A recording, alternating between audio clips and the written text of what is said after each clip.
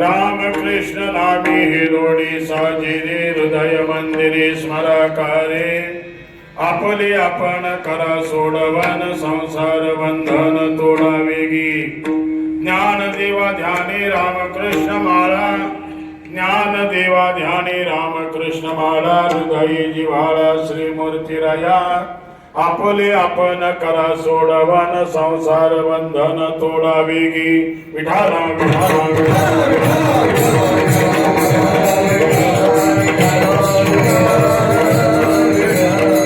पांडुरंगा करू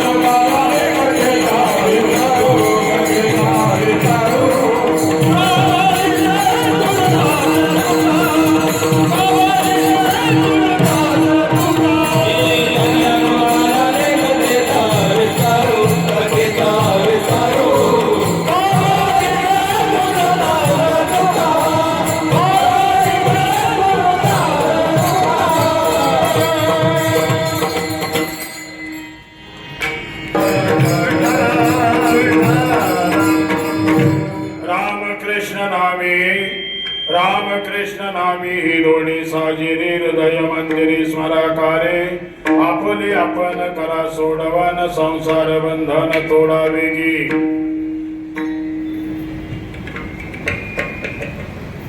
अधिक मास पुरुषोत्तम मास मल मास धोंड्याचा मास आणि त्या महापर्वानिमित्त ही असणारा कीर्तन सोहळा पंचदिनात्मक होणारा हा कार्यक्रम आणि या कार्यक्रमातली पहिली सेवा आहे ना पहिलं दुसरं जरी कीर्तन असेल तर दिवस पहिला आहे वारकरी संप्रदायाच्या नियमाप्रमाणे अभंग नामपर प्रकरणातला तुमच्याशी संवाद चिंतन करण्याकरता घेतलेला आहे जरा थोडस माग करा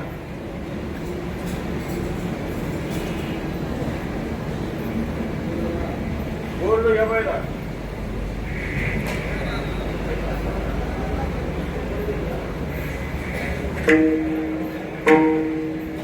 बस बस राहू दे ठीक आहे बस पेटीचा सोड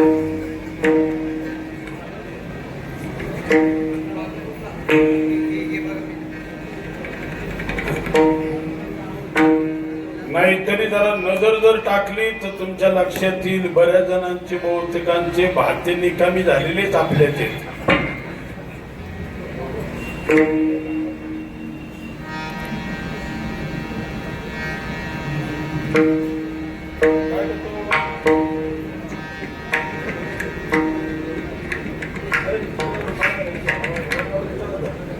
hello hello hello hello hello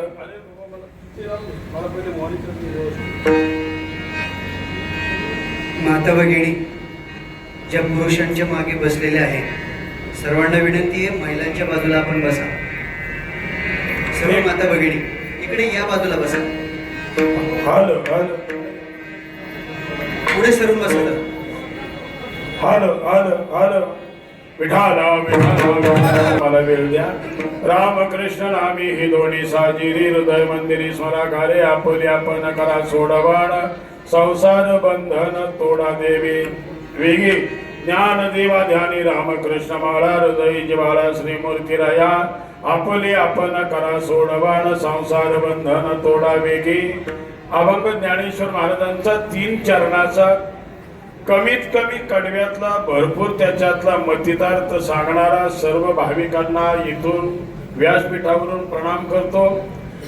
प्रथमतः सूचना एवढी देतो का आदरणीय ज्या ठिकाणी आपलं धर्माचं पीठ आहे आणि म्हणून करवीर पीठाचे आदरणीय परमपूज्य श्री श्री स्वामी नरसिंह सरस्वतीजी महाराज या ठिकाणी येणार होते. काही अपहार्य कारणास्तव ते आले नाहीत, परंतु त्यांचे प्रतिनिधी आदरणीय स्वामी जगद्गुरु शंकराचार्य वल्लभानंदजी महाराज या ठिकाणी उपस्थित आहे. महाराजांचं किती वेळ बसतील तो बसतील, नंतर जर दर्शन घेण्याचा योग आला. आता बरेच जण जातात, त्यांना हात लावून दर्शन करतील. आपल्याकडं पाय दाबायची सवय आहे बाबाचं. ज्यांना शक्य होईल नंतर त्यांनी दर्शन घेताना दुरून दर्शन घ्यावं. त्याहीपेक्षा मी मागाशी तुम्हाला हे सांगणार होतो का तिथे एका चौरंगावर नाही तर कशावर आपलं पीठ ठेवलं असतं का त्याचं दर्शन लोक घेतात. हो, कारण बऱ्याच वेळेला महाराज जी येतात त्यावेळेला ते आमच्या आश्रमातच मुक्कामाला असतात. त्यांचे सगळे जेवढे नियम आहेत तेवढे नियम आपण पाळायचे असते. ते धर्माचं पीठ आहे आणि म्हणून आपल्या सर्वांना धन्यवाद देतो. गायक असतील, वादक असतील. आणि दुसरी गोष्ट आहे, आता मी पहिला आज या ठिकाणी तुकाराम महाराजांच्या भूमीमध्ये असल्यामुळं पहिला तुकाराम महाराजांचा जीवनपट थोडासा खोलण्याचा प्रयत्न करणार आहे. याचं कारण आहे आता हे सगळं तुमचं ऐकून झालेलं आहे. वर्षानुवर्ष आपण इथं सप्ते करत आलेलो आहेत. मी सुद्धा 30-35 वर्षापूर्वी जवळजवळ 10-15 वर्ष सलग या ठिकाणी मी कार्यक्रमाला येत होतो आदरणीय सातकर दादा असताना. हो, आणि याच्यातले साक्षीदार सुद्धा आपल्याला कल्पना आहे. हे मंदिर बांधत असताना ज्या वेळेला काम रखडलेलं होतं त्यावेळेला आपणच सिमेंटाच्या गोणींची सुरुवात इथं गोली केली होती आणि एकाच कीर्तन संपेपर्यंत 450 गुणी जमा झालेल्या होत्या. तुका बरोबर आहे ना. आणि त्याच्यानंतर हे काम होऊन तेवढं सगळं काम होऊन सुद्धा ते आपलं उरलेलं होतं. म्हणजे इथे तुकाराम महाराजांची जी कर्मभूमी आहे आणि हे आपल्याला सगळ्यांना माहिती आहे का इथे असणार हे नांदुरकीचं झाड आहे, कोणी लावलेलं नाहीये. का लावलंय? मग उगलं कसं?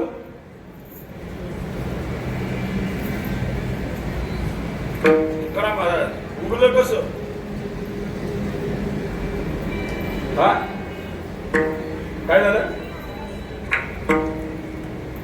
त्याची पुराणामध्ये इतिहासामध्ये अशी आख्यायिका आहे का तुकाराम महाराज इकडून खाली कोकणामध्ये जायचे. ते चाकणला मिरच्या घ्यायचे, खाली जायचे, तिकडं त्या मिरच्या विकायचे, तिकडून येताना मीठ घ्यायचे. त्यावेळेला अचानक यावेळेला पाऊस झाला. पाऊस झाल्याच्या नंतर आपल्याला सगळ्यांना कल्पना आहे या भागामध्ये सगळा चिखल होतो. आणि जसे आपण केदारनाथ बद्रीनाथला गेले असेल किंवा एखाद्या चढ्यावर चढत असेल त्यावेळेला एखादी काठी आपण हातामध्ये घेतो आणि ती काठी जाता जाता इथे त्या गुडघ्यावर चिखलामध्ये इथे जी रवली गेली, बैल पुढे निघून गेली. कारण त्यावेळेला बाकीची साधनं नव्हती. मीठ आणि मिरच्या कशावर न्यायचे? हा, बैलावर.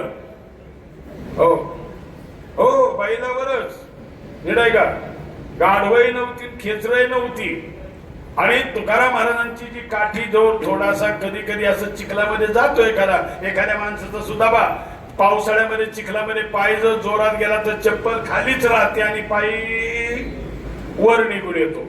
आणि म्हणून तशातली ही नांदुरकीचं असणार हे जे झाड आहे या झाडाची ती हातामध्ये टेकायला घेतलेली काठी तीच तुकाराम महाराजांनी तशीच सोडून दिली, पुढे निघून गेले. आणि इतिहास साक्षीला आहे का नंतर त्याच तुकाराम महाराजांच्या काठीला पुढे पालवी फुटली आणि त्याचं हे नांदुरकीचं झाड झालं. जाग्या जाग्याचा महिमा गोकुळ बसविले रामा. आता तुकाराम महाराज कुठून आले थोडासा चिंतन करूया. विठाला विठाला विठाला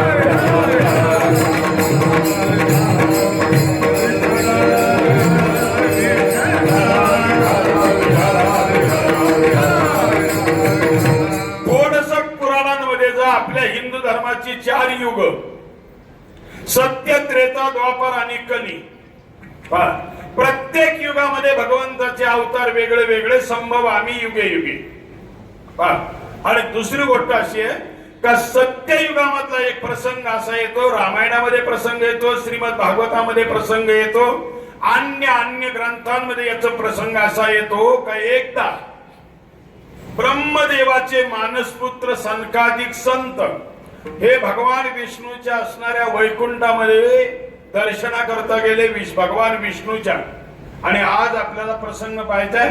हा जो मास आहे याला पुरुषोत्तम मास म्हणतात आणि पुरुषोत्तम मासामध्ये फक्त भगवान विष्णूच चिंतन करायचं असतं. विठाला विठाला विठाला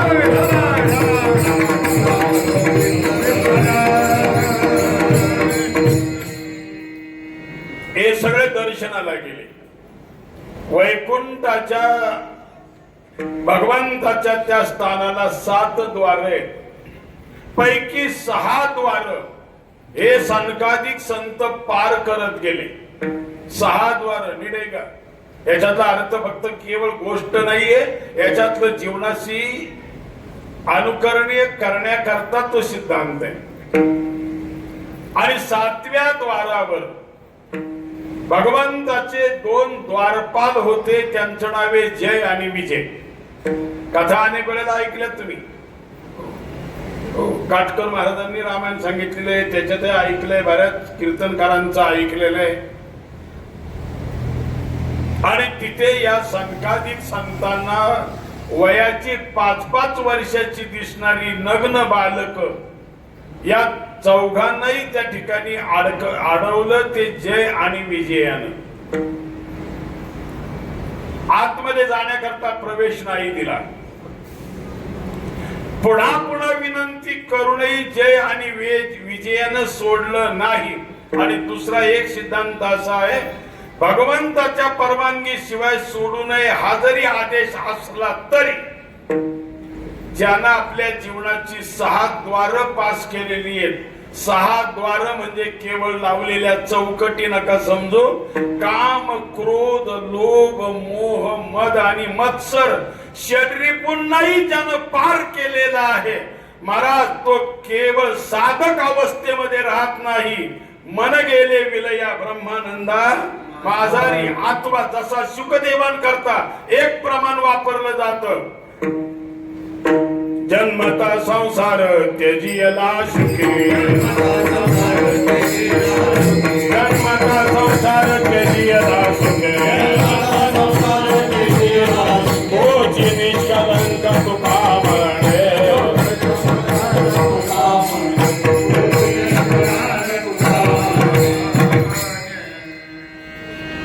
तुम्ही थाप टाकताना थापट टाकत चालू. केवळ नुसतं बोट नका वाजवायचं. बोट फक्त लावायच्या वेळेला वापरायचं असते. कारण स्वर थापेवर येतो, बोटावर येत नाही. तो फक्त एकट्या करता असतो. तो विठाला विठाला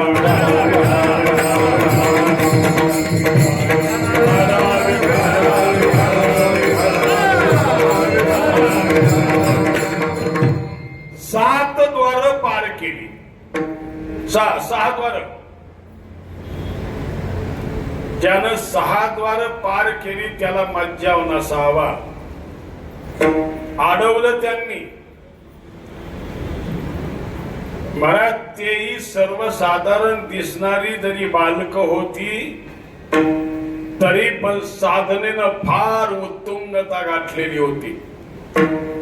माणसाच्या वयावर त्याचं मोठेपण सिद्ध होत नाही.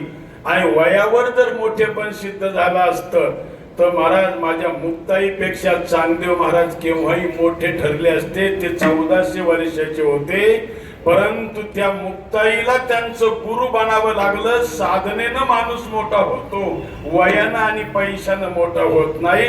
कबीरजींचा एक दोहा, बडा बडाई ना कहे बडा न बोले बोल, बडा बडाई ना कहे बडा न बोले बोल, हीरा मुख से ना कहे लाख हमारा मोल. हिऱ्यानं काय म्हणावं का मी लाख रुपये किमतीचा आहे, तुझी किंमत तू ठरू नको. एखाद्या जाणकार जवाईरवाल्यानं तुझी किंमत ठरवावी. विठाला विठाला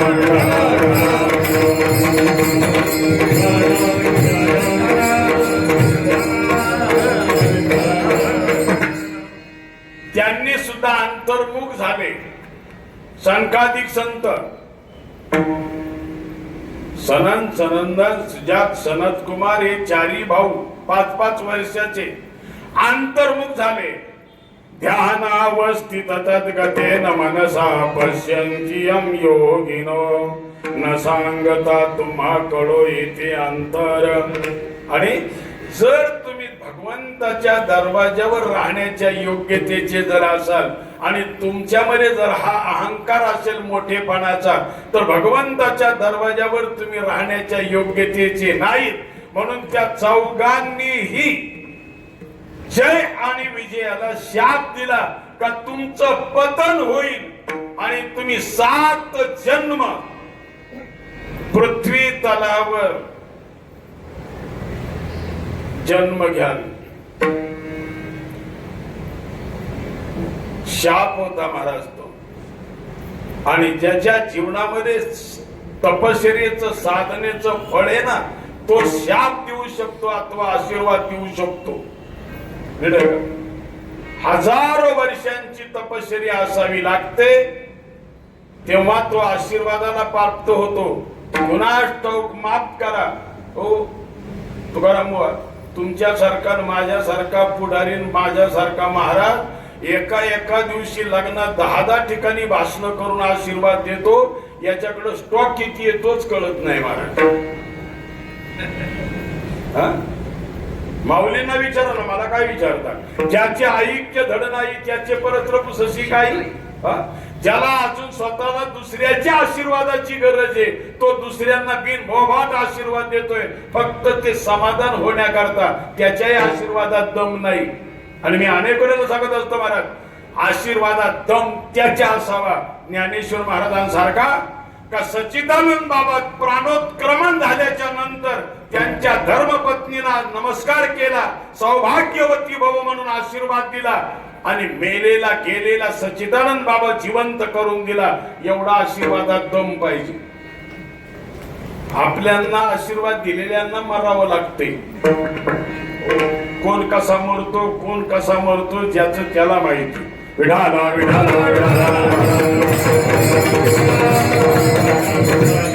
हे इथं मोठी गंमत आहे बा. दरवाजावर कशाचा गोंधळ झाला म्हणून भगवान विष्णू जे अंतःपुरामध्ये होते त्यांच्या सिंहासनावर तिथून दरवाजापर्यंत आले. काय गोंधळ आहे? आणि पाहिलं तर एका बाजूला सनकादिक संत, दुसऱ्या बाजूला माझे जय आणि विजय दोघे जण. भगवंताच्या लक्षात आलं, झालेला प्रकार सगळा समजला. एका बाजूने विचार केला, बरं कुठलाही निर्णय घेताना तडकाफडकी निर्णय घेऊ नये अधिकार असला तरी. हो म्हणून तर महाराजांचं प्रमाण एका ठिकाणी सारासार विचार करा.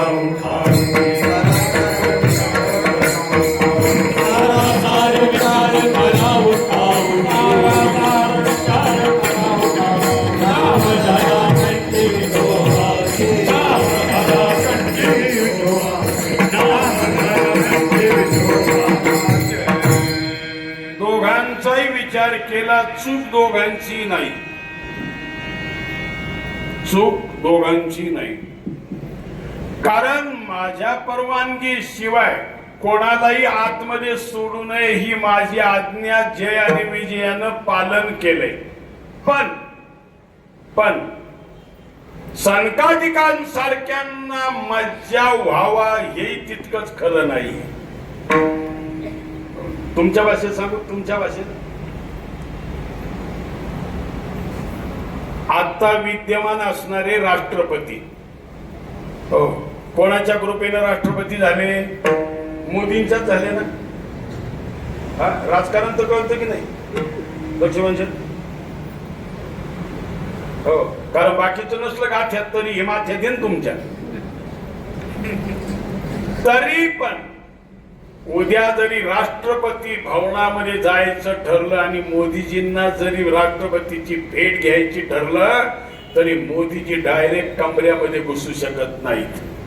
कसे ते निरोप द्यावा लागेल, वेळ घ्यावी लागेल, मग भेटायला जावं लागेल.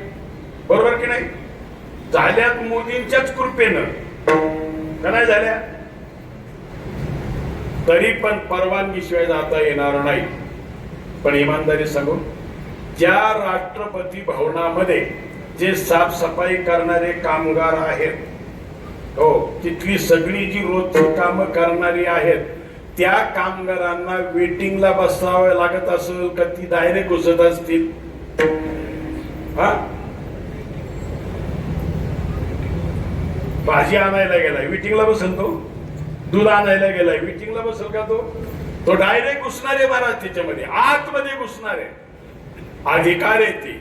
आणि म्हणून भगवंताच्या दरबारामध्ये श्रीमद भागवत सांगतोय बा, काय सांगतोय? सेवा धर्म परम गहनो योगिनाम आप्यगम्य. मनुष्य सेवेनं जवळ जातो आणि सेवा करणारा माणूस जेवढा जवळ जातो तेवढा कोणीही सेवेकरी दुसरा जात नाहीये महाराज. विठाला विठाला विठाला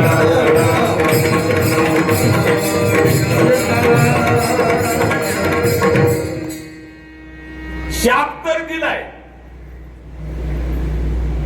बारकाईने बघायचा. आणि मग 7 जन्म पृथ्वी तलावर तुम्ही जन्म घ्या. 7वं द्वार होत ना ते. तेव्हा भगवंताने संकादिकांना सांगितलं, बाळांनो गुन्हा त्यांचाही नाही आणि गुन्हा तुमचाही नाही. तुम्हाला मज्जा व्हायला नको होता, त्यांनी त्यांचं कर्तव्य केलंय, पण शाप तर दिलाय, तो माघारी घेता येत नाही. आली मुखा वाटा अमृत वचने. हो, सुटलेला बाण आणि सुटलेला शब्द, हो, हा घातच करत असतो महाराज. हो, याच्याकडे रामायण आणि महाभारतात तुम्ही जा, म्हणजे तुम्हाला ते शब्द आठवतील, कसा घात केलाय खानदानाचा. हो, तेव्हा एक काम करा, संकादिकांना सांगितलं, हे माझ्याशिवाय राहू शकत नाहीत. तेव्हा यांच्या जन्मांचं प्रमाण कमी करा. संकादिकांनी सांगितलं, देवा नीट ऐका आता, 7 जन्मांचा शाप तर आमच्या मुखातून गेला, पण हे जर पृथ्वी तलावर जाऊन तुमची विरोधा भक्ती करतील, शब्द नीट ऐका, विरोधा भक्ती करतील, तुमचा द्वेष करतील, तुमच्याशी वैर करतील, तर हे 3च जन्मात मुक्त होतील. आणि प्रेम भक्ती करतील तर 7 जन्म घ्यावे लागतील. तेव्हा जय आणि विजयाला विचारलं, तुमची काय इच्छा आहे? म्हणे, देवा आम्ही भले जगाची निंदा शोषण करू, निदंते नितिने पुन्हा यदि वास्तुवंतो लक्ष्मी समाविच्छतु गच्छतु वा यथेष्टं आद्यैव वा मरणमस्तु युगान्तरे वा न्यायात् पथ प्रविचलन्ति पदं न धीराः. कोणी निंदा अथवा वंदा आम्हा स्वहिताचा धंदा, आम्ही तुमच्याशी वैर करू, तुमचा द्वेष करू, तुमचे शत्रू म्हणून जगू, पण आम्ही 3च जन्म भोगायची इच्छा करतो. 3 जन्मातच आम्ही नंतर भोगून पुन्हा वैकुंठाला येणार. त्यांचं ते वैर भावाचं प्रेम पाहिलं. माझ्यासारखी तुम्ही 3 जन्म वैर करणार, भक्त असून सुद्धा करावं लागतंय, कधी कधी करावं लागतंय, कधी कधी महाराज वेळ प्रसंगी तसं करावं लागतं. तुम्हाला तुमच्या भाषेत सांगू, कट्टर माळकरी असला तरी कोरोनाच्या काळात नाही कळलं काही. हो, विठाला विठाला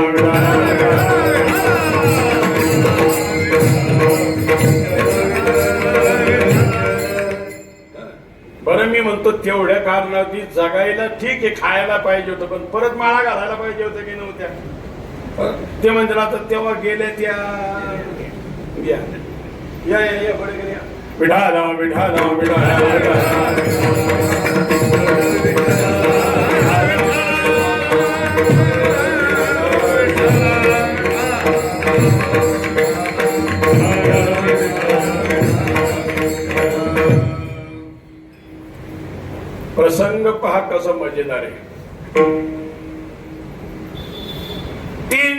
त्यांचे नक्की झाले ना, आणि 3 जन्म त्यांचे नक्की झाले.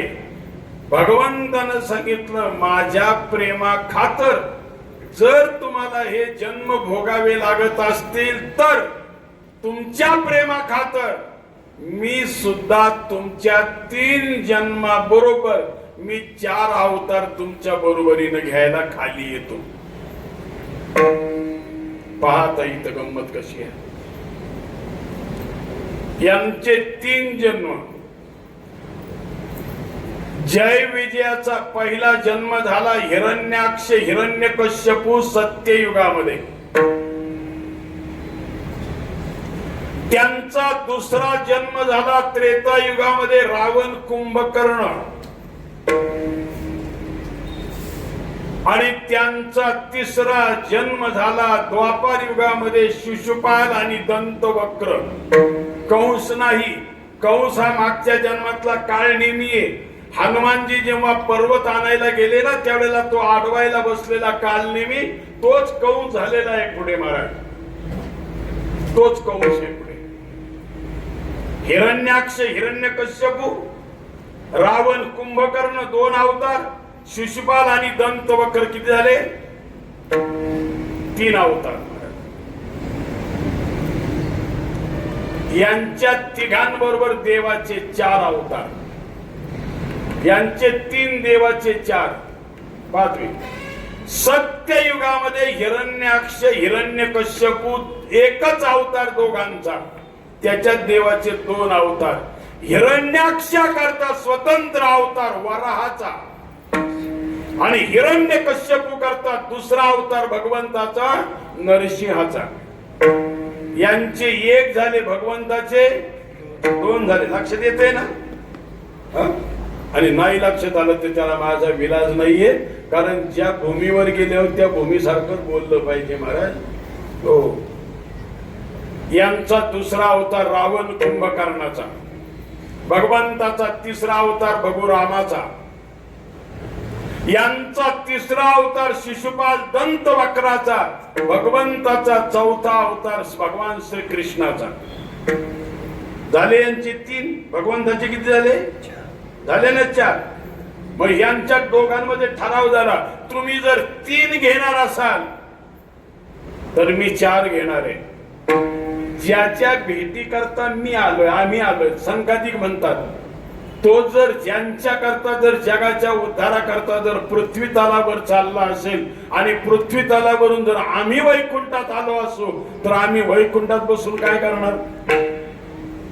आम्ही वैकुंठात बसून काय करणार? आणि मग त्यांनी देवाला सांगितलं, देवा आम्ही पण तुमच्या बरोबरीनं खाली येऊन अवतार घेणार. सनकाधिक संत म्हणाले आम्ही पण तुमच्या बरोबरीनं अवतार घेणार. जे जे झाले अवतार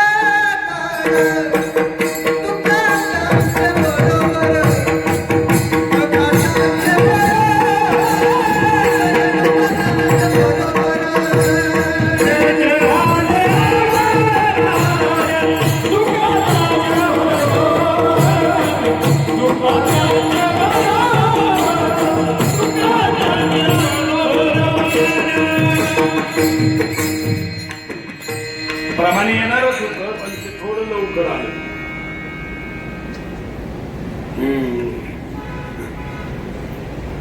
दोनच शिट्ट्या झाल्या कुकर उतरावला. विठाला विठाला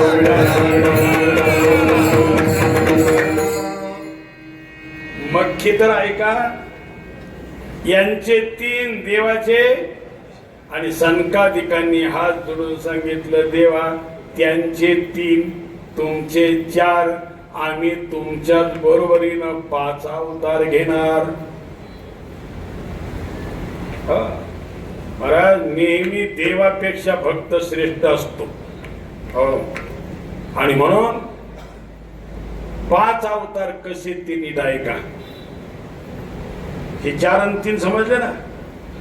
जेव्हा हिरण्याक्ष आणि हिरण्यकश्यपूचा अवतार झाला तेव्हा सनकादिकांनी पहिला अवतार घेता प्रल्हादाच्या रूपानं सत्ययुगामध्ये.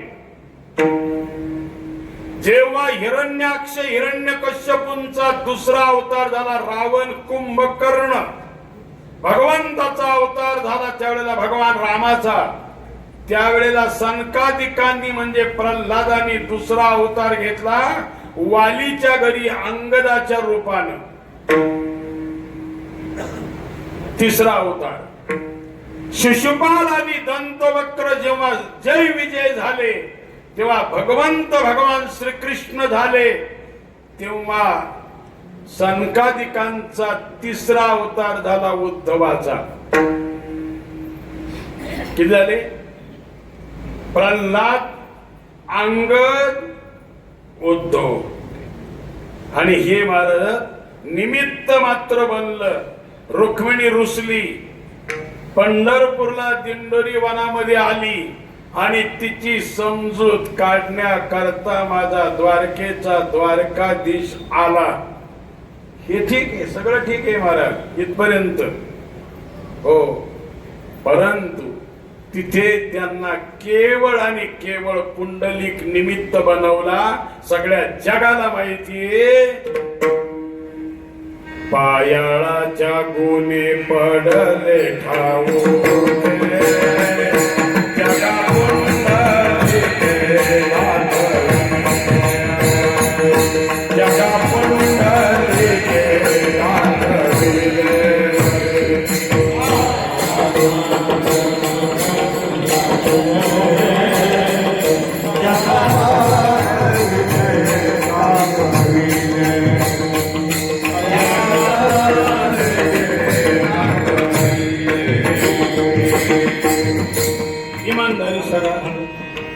पुंडलकानी देव आणला हे कोणीच म्हणू शकत नाही. प्रमाण पाहत तुकोबरायांचं, पायाळाच्या गुणे पडले ठाऊके जगा पुंडलिके. तुकाराम महाराजांची मूर्ती वरच्या मजल्यावर आहे, पुढे इथून दिसती का तुम्हाला? पण तुम्हाला हाताला धरून एखाद्याने वर नेलं, तिथे नेलं, मला सांगा ज्याने तुम्हाला तुकाराम मूर्ती दाखवली त्यांनी आणली का दाखवली? हा, पुंडलिकाने देव आणला का दाखवला? तो आला ते रुक्मिणीसाठी महाराज. आणि त्यावेळेला एक थांबायचं निमित्त होत, थांबायचं निमित्त होत. कारण पुढच्या कलियुगामध्ये मला एका अजून सनकादिकांच्या अवताराची वाट पाहायची. 3च झालेत ना, 5 घ्यायचे, 5 का? आणि 5 घ्यायचे प्रल्हाद, अंगद, उद्धव. आणि कलियुगामध्ये माझा भगवान श्रीकृष्ण पंढरीचा द्वारकाधीश, पंढरीचा पांडुरंग म्हणून थांबले.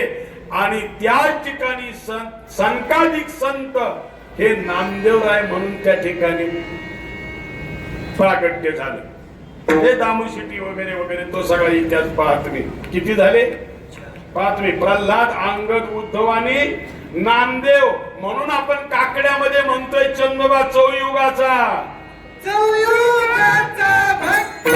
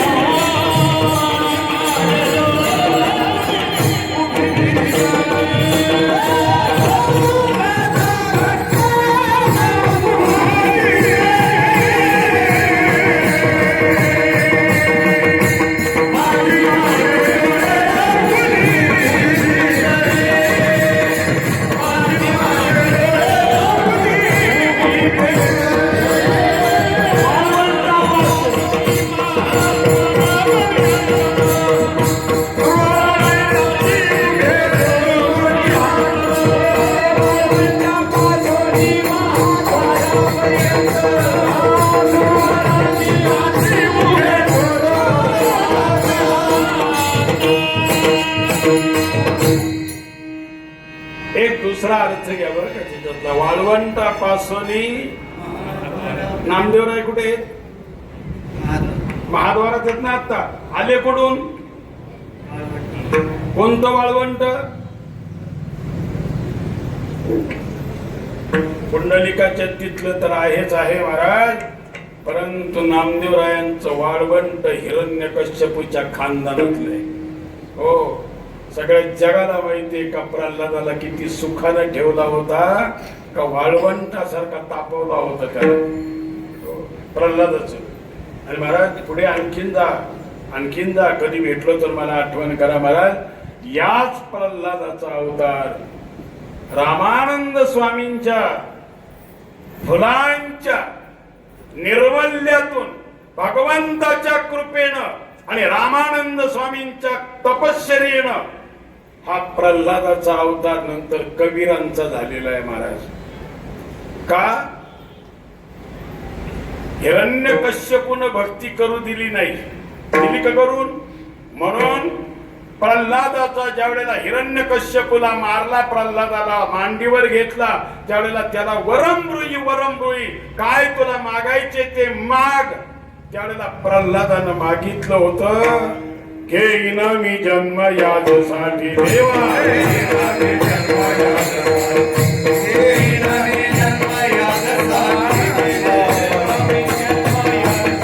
तुझे चरण सेवा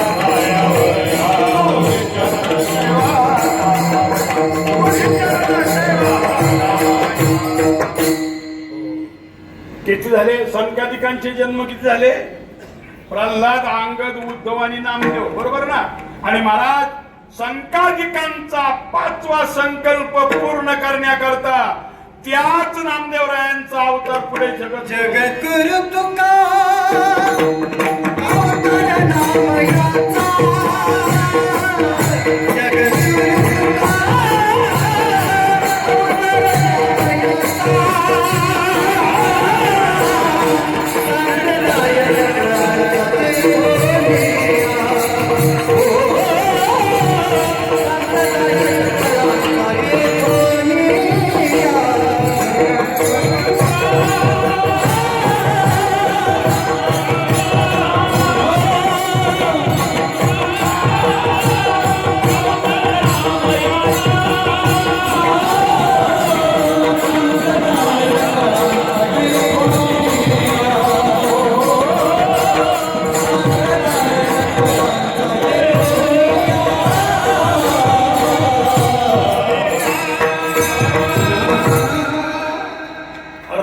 अवतार कृष्ण अवतारही विष्णूचा, नरसिंह अवतारही विष्णूचा, वामन अवतारही विष्णूचा. आणि म्हणूनच जे प्रमाण होतं की जे झाले अवतार तुका त्यांचे बरोबर झाले ना. तुकोबारायांचे 5 अवतार महाराज. आणि ज्यानं तुकोबारायांच्या बरोबरीनं, देवाच्या बरोबरीनं 5 अवतार घेतले. आणि म्हणून तुकाराम महाराज आज कोणी म्हणत असेल का ते देहून आले, कोण म्हणन कुठून आले, कोण म्हणन भंडाऱ्या डोंगरावून आले, कोण म्हणन भामचंद्रावून आले, कोण म्हणन घोराड्याहून आले. प्रवीण त्यांनी जगाला ठासून सांगितलं होतं. त्यांना जेव्हा पत्ता विचारला होता, आम्ही वैकुंठवासी,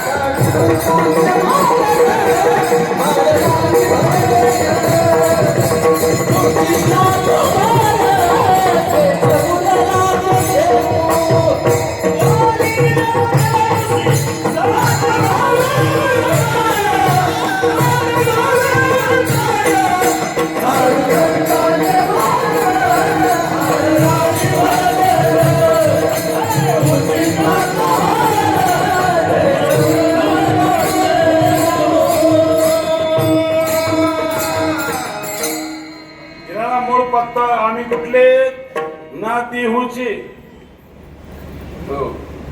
आणि तसं मुळात गेलं तर मग आंबिले घराणे सातारचं. हो, वाईच्या खोऱ्यातलं आंबिले. लक्षात ठेवा.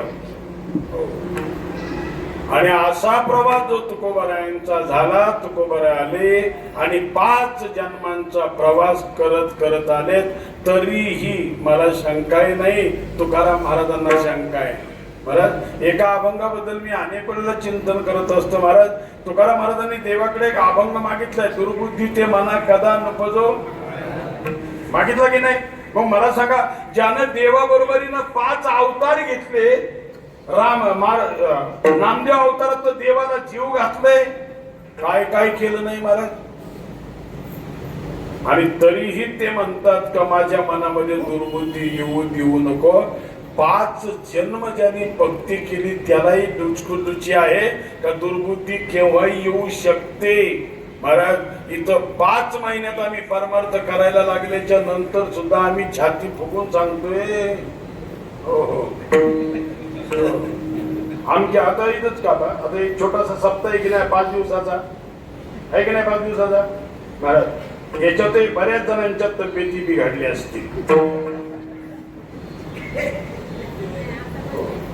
आपला कार्यक्रम ठेवला नाही वगैरे वगैरे वगैरे, तरी पण यांनी फार मोठे छापले. मला वाटतं अख्ख्या तालुक्याला येणा दिलाय. हो, त्यांना जर विचारा मग तुमचं नाव होतं तुम्ही आले नाहीत, म्हणला ते काय आता टाकायचं म्हणून टाकलं. ना काटकर महाराजांचा कार्यक्रम आहे, ना प्रवीण केदारीचा आहे, ना कोणाचा सागरचा आहे, ना सगळ्यांची नावं घेत बसत नाही, कोणाचाच नाही महाराज. एक तुम्हाला सांगू, अधिक मासामध्ये एक चांगलं श्रवण घडावं आणि एका तीर्थक्षेत्रावर घडावं आणि एका जगद्गुरूच्या जवळ घडावं आणि योगायोग असा यमशीलच्या दोन्ही काड्या एकत्रित केल्या का दोन्ही त्यांनाही जगद्गुरूंना इथूनही जगद्गुरूंना बोलवलं, तुमचा आमच्या कल्याणाचा आशीर्वाद घेतला.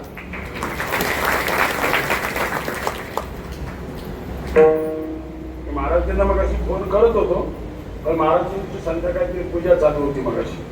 हो, बघूया शेवटी लागला तुमचं नशीब असेल तर, तुमचं लागला नशीब तर उचलला तर आशीर्वाद मिळतील अधिकाच्या महिन्यात. आणि अधिकात अधिकच करायचं असतं. हो, याला एक आता मी दुसरं राम आणि कृष्ण याची थोडस सांगतो. 9च्या पुढे मी आज 1 मिनिटही जाणार नाही.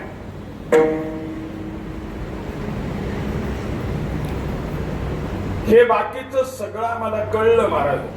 बऱ्याच जणांच्या अपेक्षा असेल तर यांनी मल मासावर किंवा धोंड्याच्या महिन्यावर काही बोललेच नाहीत अजून. कारण मी सगळं धोंड उचललं तर पुढच्यांना काही जागा ठेवली पाहिजे ना.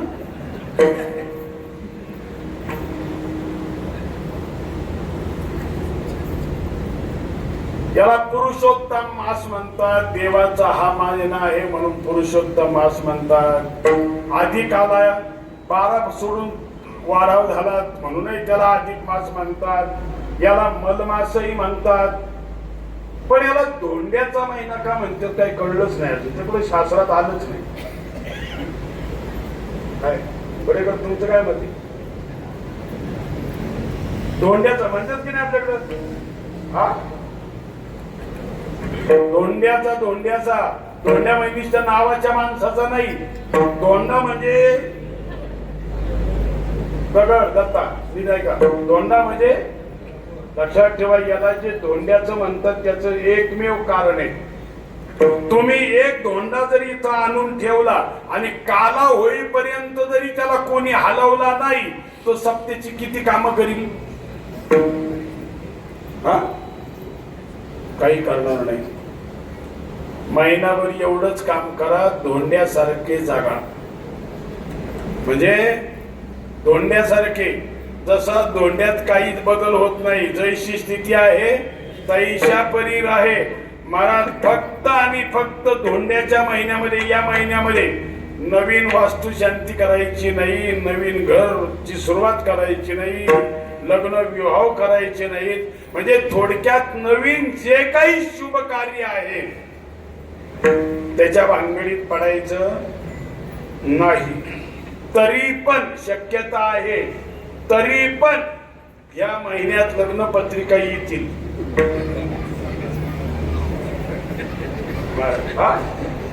आलेत का?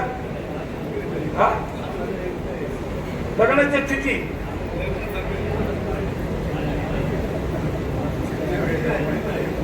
लग्न आहेत ना? नाही, लग्नाच्या तिथी नाही ते मला माहिती आहे, पण लग्न आहे. धन्यवाद त्या आई बापांना तिथी काढून देणाऱ्या ब्राह्मणांना.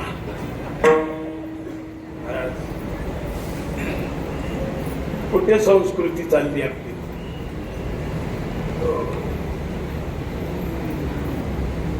धर्माची तू मूर्ती, पाप पुण्य तुझ्या हाती. महाराज, संपूर्ण आयुष्य जाळलं या महापुरुषांनी धर्माच्या पीठासाठी. उभा आयुष्याचं मातेर आहे सगळ्यांचं. धर्मो रक्षती रक्षित. आपण जर धर्माचं रक्षण केलं तरच धर्म आपलं रक्षण करणार आहे. लक्षात ठेवा. काय महिन्याभराने फरक पडणार आहे?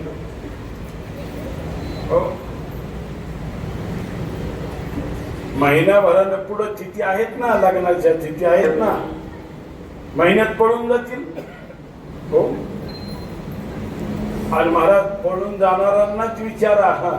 मग तुमच्या उषा पायथ्याला पोरं होती, तुमच्या जवळून पळून गेली, तुम्हाला तरी पता लागला? हो, गेल्यावर त्यांनी फोन केला, पप्पा उरकलं. हो.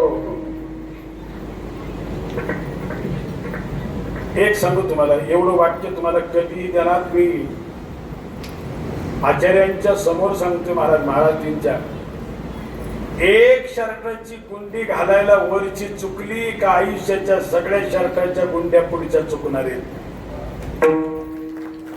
तुम्ही प्रयोग करून तर पहा. एक गुंडी खालीवर जर झाली, पुढच्या गुंड्या सरळ होतील.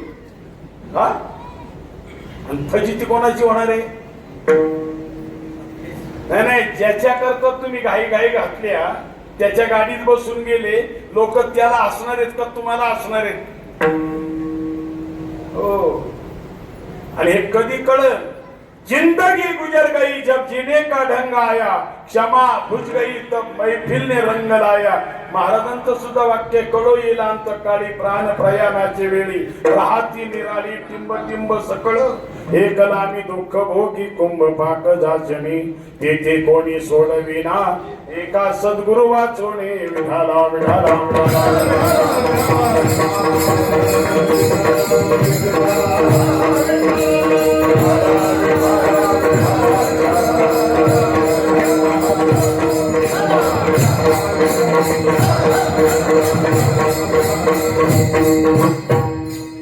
महाराजांचं एक प्रमाणे बा, कदापि ही नोहे सीमा उल्लंघन केले विसर्जन, हवणीच्या पारी खातो आता झाला तुझा ठाव, दृढ केला भाव, मर्यादा कधीही तोडू नयेत महाराज, कधीच तोडू नयेत मर्यादा. आणि त्यातल्या त्यात माणसांच्या तोडल्या तर चालेल, पण धर्मशास्त्राची कधीही मर्यादा तोडू नये. हो, धर्मशास्त्राची मर्यादा तोडल्याच्या नंतर तो कधी टाळून हात फिरण्याचा नियम नाहीये महाराज.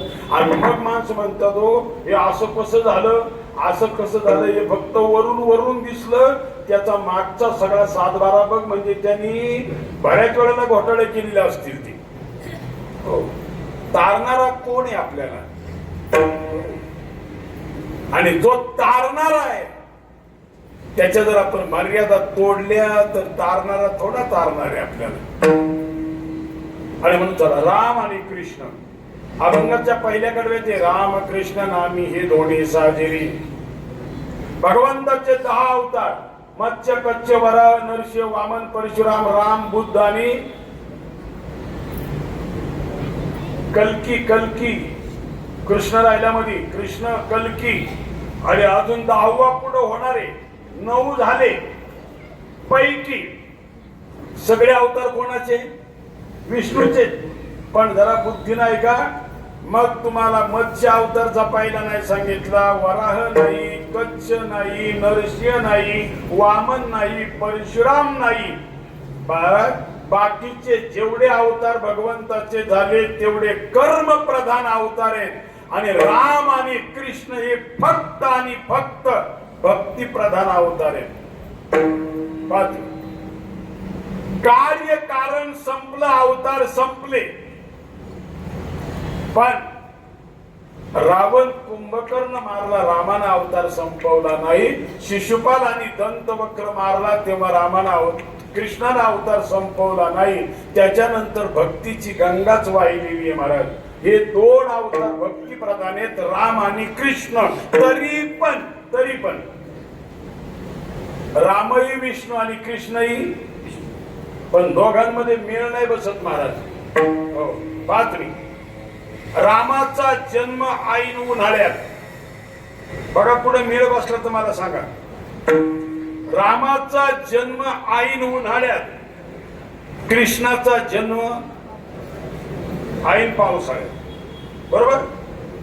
रामाचा जन्म दिवसा मध्याला, भगवान कृष्णाचा जन्म मध्यरात्रीला. भगवान रामाचा जन्म ऐन उन्हाळ्यात, इकडं ऐन पावसाळ्यात, इकडं दिवसा रात्रीचा. राम राजा आहे, कृष्ण चोर आहे. तुम्ही म्हणा तुम्ही देवाला चोर म्हणता. हो, मार्ग दावणी गेली आधी, देण्याची पण ते चालव जाता. भगवान राम राजा आहे, कृष्ण भगवान चोर आहे. राजाचा जन्म कुठं? राजमहालात. कृष्ण चोर आहे, चोराचा जन्म चोर कुठं असतो? त्या काळात चोर हा कारागृहातच असायचा, पण आता सज्जन आतमध्ये येतो, चोर मोकळं बाहेर येत. नाही जरा अभ्यास करा. हो, आमच्या अण्णा हजारांना बी प्रवास करून यावं लागलं होतं महाराज, नाही लागलं. पाहत राम एक पत्नी, कृष्ण किती आहेत? 16,108 आहेत की नाही? भगवान राम एक पत्नी, कृष्ण. राम अगोदर, कृष्ण नंतर. रामाची दोन्ही अक्षर सरळ आहेत, कृष्णाची दोन्ही अक्षर वाकडी आहेत. बघा बघा किती जुळत आहे तेवढं. राम अगोदर, कृष्ण नंतर. शाळेमध्ये आपल्याला पहिली सरळ अक्षर शिकवतात का जोडाक्षर? सरळ. राम अगोदर, कृष्ण नंतर. रामाची दोन्ही अक्षर सरळ आहेत, कृष्णाची दोन्ही अक्षर वाकडी आहेत. रामाचं उभं राहणं सुद्धा सरळ आहे, कृष्णाचं उभं राहणं सुद्धा कसं आहे? हो, आपल्याकडे म्हणे ना, अंतरीचे धावे. हो, तो आतून तो आकडा आहे, तो बाहेरून आकडा नसतो कशावर. हो, आणि अजून एक गंमत सांगतो महाराज तुम्हाला, ऐका. एकदा एक अयोध्येचे संत हे वृंदावनामध्ये आले आणि त्यांनी कृष्णाची मूर्ती पाहिली. उभे राहिलेले, एक पाय वाकडा घातलेला. हो, राधा आणि कृष्ण पाहिले. आणि ते संत तिथल्या संताला म्हणायला लागले, क्या तुम्हारा भगवान है? बोले क्यों? नीट आहे का आता बरं का? दोन संतांची बातचीत सांगतोय. ऐसा कैसा भगवान होता है जिसका नाम टेढ़ा, म्हणजे वाकड. जिसका नाम टेढ़ा, जिसका धाम टेढ़ा. धाम म्हणजे राहण्याचं जागा, वृंदावनला सुद्धा हो कृष्णासारखा माग अर्ध आहे, चंद्र खालून आहे. जिसका नाम टेढ़ा, जिसका धाम टेढ़ा, जिसका काम टेढ़ा. हो, 16,108. और जिसका खड़ा रहना भी टेढ़ा.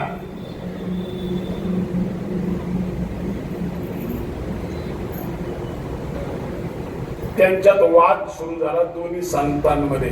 जरा बारकाईने किती लोकांच्या डोक्यात बसते जरा बघा.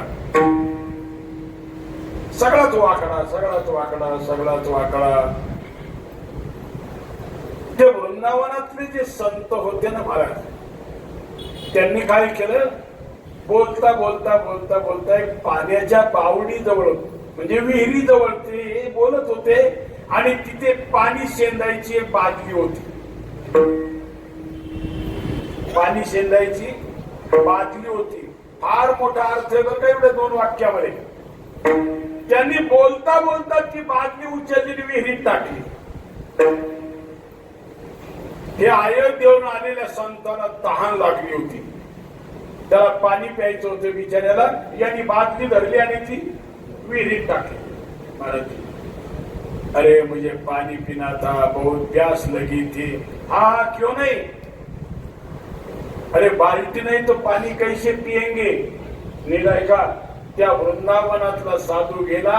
एका घराच्या जवळ बांबू उभे होते. बांबू बांबू बांबू मंडपाचे बांबू. एक बांबू आणला आणि त्याच्या हातात दिला. तो ना मुझे नाही निकलले को आता. त्यांनी तो बांबू घेतला, विहिरीत टाकला. ती बादली पाण्यातून पाण्यापर्यंत वर यायची. अडकल्याच्या नंतर पाण्यापासून वर यायची, कारण पाण्यात हलकी होते. आणि तिथं आली का ती त्याच्यातून पडायची. 1 तास गेला, 2 तास गेले, 2 तास गेले.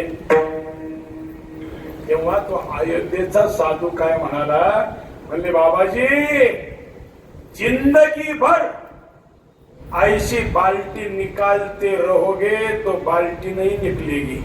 बोले क्यों, बांबू से नहीं निकलेगी. बांबू से निकलेगी लेकिन नाही कळलं का तुम्हाला. बांबू से निकलेगी. आपल्या भाषेत त्याला कळलं पाहिजे, आकडा पाहिजे. आकडा कशाचा, हा बादली काढायचा. दुसरा आकडा नका डोक्यात आणू.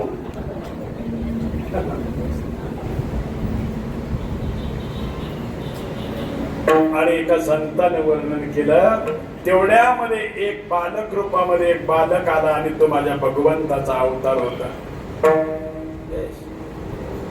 जसा वाकड्या हुकाशिवाय ती बादली निघणार नाही का, वाकड्या हुकाशिवाय जशी ती बादली निघणार नाही, तेव्हा त्या बालकानं अयोध्येच्या संताला सांगितलं, संतजी जैशी बाल्टी कुएं में गिरी है ना, जशी बादली कुएं में गिरी म्हणजे विहिरीमध्ये पाण्यामध्ये पडली, तसा हा समाज भवसागरामध्ये पडलेला आहे. याला जर वर काढायचा असेल तो सरळ मार्गाने काढता येणार नाही. त्याच्याकरता मला वाकडं व्हावं लागलेलं आहे महाराज. वाकडं बोट घातल्याशिवाय लोणी निघत.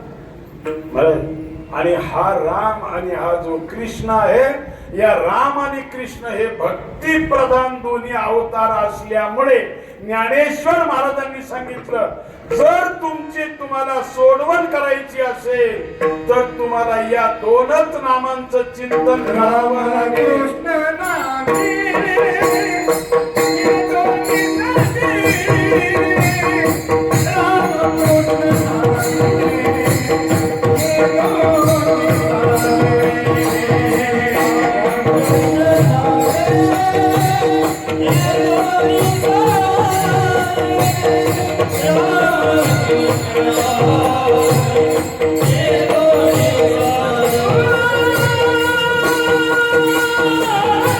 Oh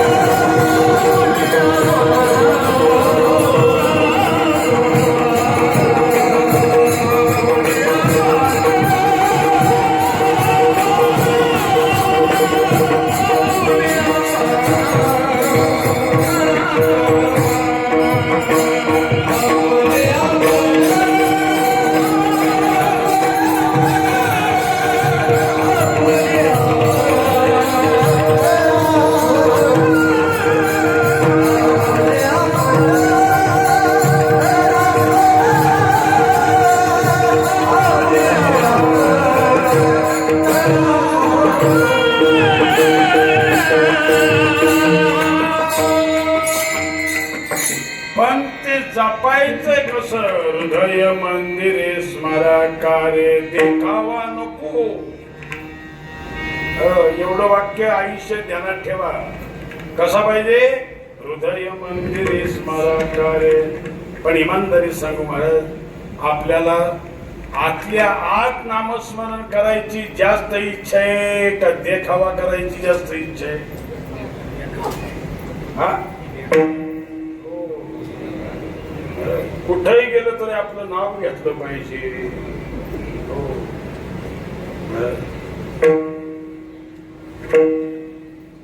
थोड्याशा पद्धती बदलत चला. थोड्याशा पद्धती बदलत चला. उलट आहे ना महाराज, झाकली मूठ परमार्थ हा झाकलेल्या डब्यासारखा राहायला पाहिजे. तुम्हाला इमानदारी सांगतो. हो, आपल्याकडे पहिले एवढे जागोजागी पेट्रोल पंप होते असे नाही. या आडबाजूला इकडे समजा अंदर मावळ इकडे वगैरे. हो, लोक ज्या वेळेला काही येळत्या गाड्या जावा गाड्या होत्या, इकडं तिकडं जायला यायला लागा म्हणून 2-2, 4-4, 5-5 लिटर कॅन्डामध्ये पेट्रोल घेऊन जायचे. नव्हते जात. इमानदारी सांग, साधं उदाहरण आहे. जर तुम्ही 5 लिटरचा कॅन्ड भरून नेला पेट्रोलचा आणि तिथं तुम्ही घरात तर काही कोणी ठेवत नव्हतं, त्यावेळेला चुली असायच्या, कुठंतरी जनावरांच्या गोठ्यात वगैरे तो ठेवायचा आणि त्याचं झाकण उघडं करून ठेवायची मंडळी.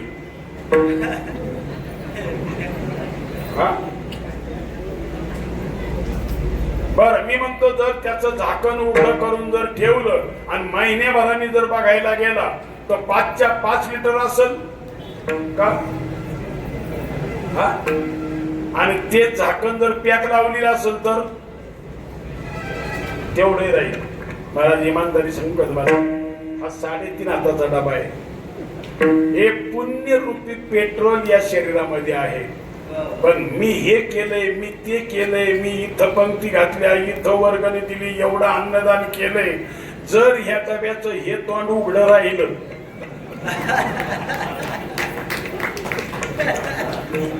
बाबा ह्या डब्याचं जर एवढं तोंड उघडं राहिलं, आणि इमानदारी सांगतो, शास्त्र यालाच म्हटलेलं आहे. भगवान शंकरानं वीरभद्राला जन्म देऊन दक्ष प्रजापतीचं जे शिर उडवलंय त्याला एकमेव कारण होतं का मी मी मी मी मी मी मी.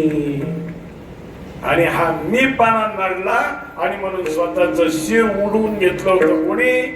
दक्ष प्रजापतीनं. आणि वीरभद्रानं त्याच्या जागेवर बकऱ्याचं तोंड लावलं होतं का जे मी मीच करतोय. कोणी केलं? म्या. कोणी केलं? म्या. कोणी केलंय? म्या. कोणी केलंय? त्यामुळं अरे बघ, त्या साधून ती बादली जी होती ती जोपर्यंत त्या बांबूला सरळपणा होता तोपर्यंत बादली निघाली नाही. तसा महाराज हा प्रत्येक समाजातला जीव या भवसागरामध्ये अडकलेला आहे. त्याला जर वर काढायचं असेल तर मला कुठेतरी वाकडी भूमिका घ्यावी लागेल, तेव्हा त्याला मी बाहेर काढता येईल. हे त्या साधून ज्या वेळेला त्या बालकानं सांगितल्याच्या नंतर समोरच्या बुद्धीला ते पटलं. आणि मग सुद्धा त्यांनी नंतर बाकीच्यांना सांगितलं, सज्जनांनो, जसं या बादलीला वाकडेपणानं वर काढता येतं आणि नंतर भगवंताच्या पर्यंत जाता येतं, तसं तुमची जर तुम्हाला सोडवणूक करून घ्यायची असेल तर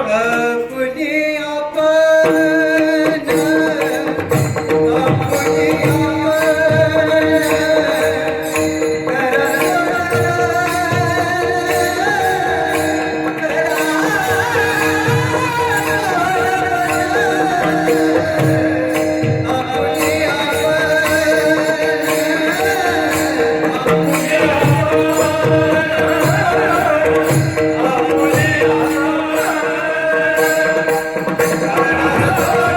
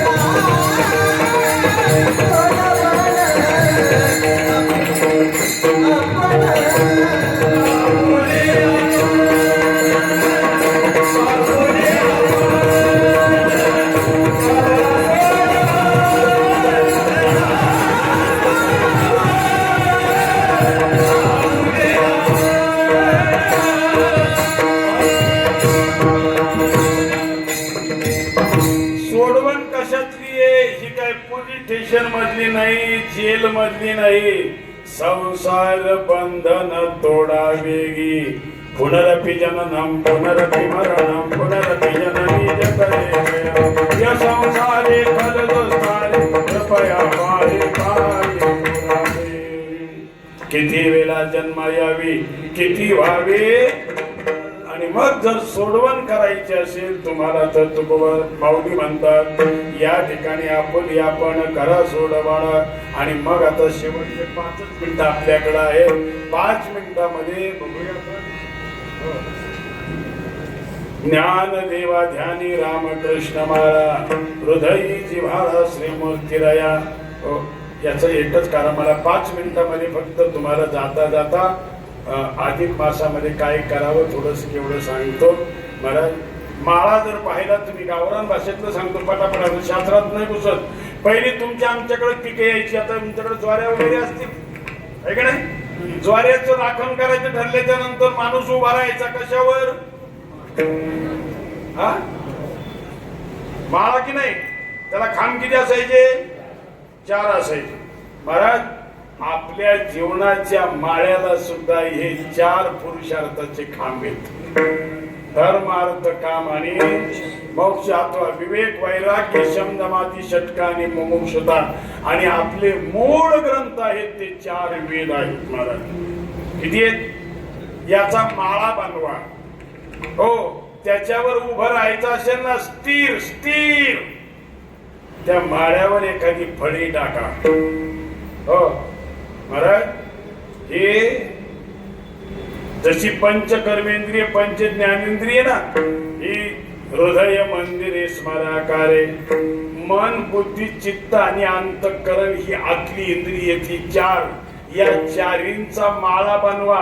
त्याच्यावर सद्बुद्धीची फळी टाका महाराज. आणि सद्बुद्धीच्या फळीवर जर तुम्ही उभे राहिले, तुम्ही म्हणा सद्बुद्धीच्या फळीचा काय उपयोग आहे? काय उपयोग आहे तो माझ्या माऊलीला विचारा. बुद्धीचे वैभव आणि बुद्धीचे वैभव बुद्धीचे वैभव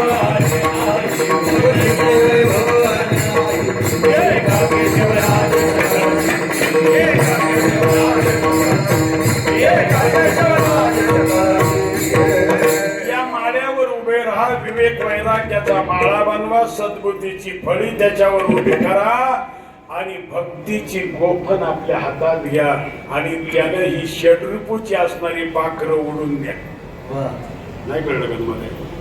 माळा कोणता आहे? हा माळा हे काम क्रोध बेस्ट आणि भक्तीची गोफण हातामध्ये पाहिजे महाराज. भक्तीची गोफण. आणि म्हणून भक्ती ते नमन वैराग्य तो त्याग. आणि ज्याच्या हातात एकदा भक्ती आली ना महाराज, तो देवाला आपलंसं करू शकतो. नम्र झाला होता तेने कोण दिले आनंद. आणि त्या आनंदाला जीवनामध्ये हृदय मंदिरामध्ये साठवायचा हा महिना आहे. हा महिना आहे. आता याच्यावर नंतरच्या बाकीचे कीर्तनकार बोलतील, त्यांनाही विचारा, बाकीचं सांगा. पण एवढंच मी तुम्हाला सांगू शकतो महाराज का भगवंताचा हा महिना आहे. बाकीच्या सगळ्या महिन्यांच्या देवता अलग अलग आहेत महाराज, बरोबर ना. सगळ्या महिन्यांच्या देवता अलग अलग आहेत. आणि तुम्हाला एक गंमत सांगू का? आता याच्यावर बोलायला वेळ नाही. प्रत्येक महिन्याची पौर्णिमा गेली की नाही, प्रत्येक महिन्याची पौर्णिमा गेली की नाही, आपल्याकडे आहे ना अमावस्याला महिना बदलतो. पण महाराज जर तुम्ही उत्तराखंडात तिकडे जर गेलात तर त्यांचा महिना कधी बदलतो? पौर्णिमेला बदलतो. महाराज नव्हे, पौर्णिमेला तिकडचा महिना बदलतो. आणि महिन्यांना नावं कशी येत नाही आहे का? तुम्ही आजही घरी जाऊन बघा, तुम्ही पंचांगणामध्ये चैत्र महिन्यामध्ये चैत्री पौर्णिमेच्या दिवशी दुसऱ्या दिवसाला चित्रा नक्षत्र आलेलं असेल. चित्रा नक्षत्राहून नाव त्याचं चैत्र पैत्र. हो, उत्तराषाढ आलं तर आषाढ नाव महिन्याला पडतं. श्रवण नक्षत्र आलं तर श्रावण महिन्याचं नाव पडतंय. पूर्व भाद्रपद आलं तर भाद्रपद पडतंय. कृतिका नक्षत्र आलं तर कार्तिक नाव पडतंय. ही महिन्यांची नाव आहेत. तशी प्रत्येक देव हा महिन्याचाही अधिष्ठाता आहे. महा 13वा महिना आला कसा येतो? किती वर्षांनी काय येतो?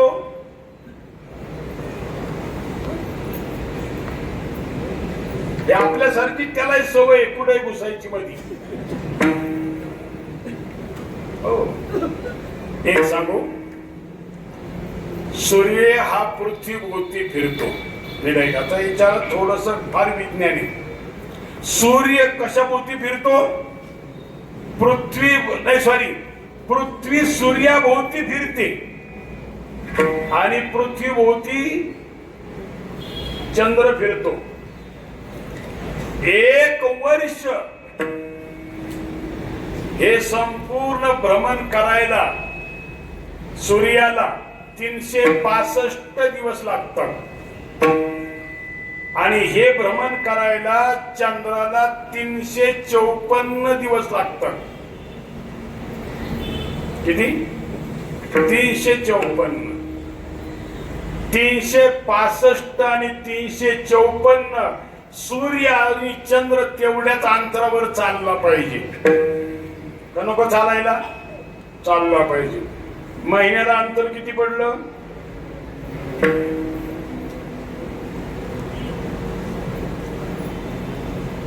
आता ते उघड झालं. पण तुम्हाला सांगतो 10 दिवस आणि काहीतरी 22 का 23 मिनिट. 10 दिवस आणि 22-23 मिनिट असा तो कालावधी त्या दोघांच्या फरकामध्ये आहे. काहीतरी 30 दिवस आणि वरच्या मिनिटांचा 1 दिवस असे ते 33 दिवस होतात. सॉरी 31 दिवस होतात आणि त्याचे 33 दिवस पूर्ण तत्वानं धरले जातात.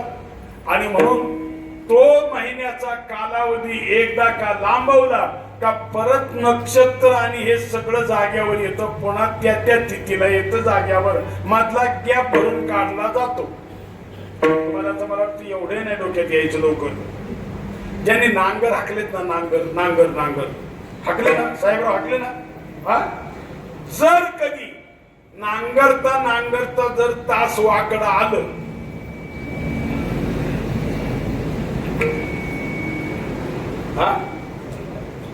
आणि सरळ करायचं जर म्हटलं, काय करायचं? 2-3 तास 2-3 तास मध्ये जिथं फुगलंय तिथलं काढून घ्यायचं आणि सरळ करून घ्यायचं. हो, ज्यांनी नांगर हाकला असेल त्याला हे माहिती. आयुष्यभर ज्यांनी मोघच धरला असेल त्याला काय करायचं? त्याला काय माहिती त्यातलं काय? हा फरक त्याच्यातला निघतो. आता एक लक्षात ठेवा, या पुरुषोत्तम मासामध्ये 14 नियम जीवनामध्ये पाळायचे. कारण पुरुषोत्तम म्हणजे भगवान विष्णू, आहे का? आणि विष्णूचा जर गणितामध्ये जर पाढा जर कोणता असेल तो 7चा पाढा आहे. आहे का? एवढं सांगतो, कीर्तन संपवतो. सगळे पाढे 8चा पाढा गृहस्थीचा आहे, 9चा पाढा भक्ताचा आहे आणि 7चा पाढा देवाचा आहे, विष्णूचा. सप्ता किती दिवसाचा? सप्त म्हणजे 7. आणि आह म्हणजे दिवस. विष्णू 7 दुने हा 12 म्हणा 14. भगवान विष्णूचा अवतार माझ्या भगवान रामाचा वनवासाला किती वर्ष गेले? 14. विष्णू सोडून हा अंक कोणीच घेत नाही. 7 त्रिक 21. माझ्या भगवान विष्णूचा 6वा अवतार कोणाचा? परशुरामाचा.